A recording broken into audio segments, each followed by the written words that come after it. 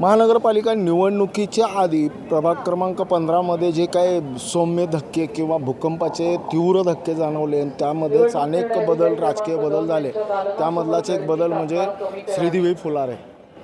आज तुम्ही उमेदवारी अर्ज भरला आणि उमेदवारी अर्ज भरल्यानंतरची पहिली प्रतिक्रिया काय असेल? खरं तर मी सर्व माझ्या प्रभागाच्या नागरिकांना, प्रभाग 15च्या आणि सर्व जे भारतीय जनता पार्टीचे सर्व माझे आमदार म्हणा, जे नरेंद्र मोदी साहेब म्हणा, मुख्यमंत्री साहेब म्हणा, हे सर्व पार्टीच्या लोकांना मी खूप खूप मनापासून आभार व्यक्त करते. कारण की आपण जे बघतो की गेले मी 10 वर्षापासून एक नगरसेविका म्हणून लोकांनी मला निवडून दिले जनतेने.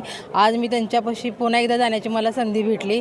जो माझा प्रभागाचा जो मुद्दा आहे, जो मी विकास अनेक माध्यमातून जो केला आणि जनता मला येणाऱ्या काळामध्ये त्यांचं भरपूर कौल मला द्यायला बघणार. नक्कीच.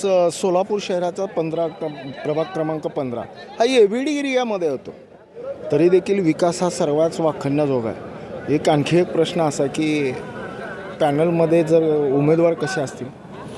पॅनलमध्ये सर्व उमेदवार चांगलेच असतील आमच्या. आणि झाले डिक्लेअर आता जे पक्ष जे निर्णय देईल, ज्याला पक्षाचा जो आदेश आहे की जे पक्षाला जे योग्य वाटेल, जे उमेदवार पक्ष द्यायला बघेल आणि पक्षाच्या पुढं आम्ही जाऊ शकत नाही. तुम्हाला कोण दिला आदेश? अजून आपले आमदार साहेब यांनी आदेश वगैरे द्यायचेत ना. 3 वाजता कळेल.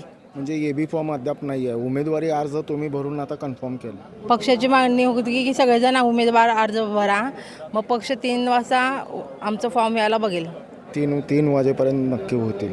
ह्याच्यामध्ये खरी लढत जर का उमेदवारी निश्चित झाली तर खरी लढत कोणाबरोबर असेल तुमची? जे पक्ष ज्याच्यासोबत देईल त्यासोबत आपण लढूया.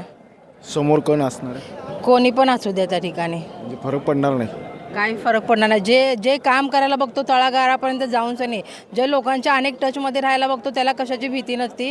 आणि नागरिकांचं भरपूर कौल असल्यासारखं आता आम्ही बघतो की अजून आमचं इलेक्शन खूप लांब असल्यासारखं आहे.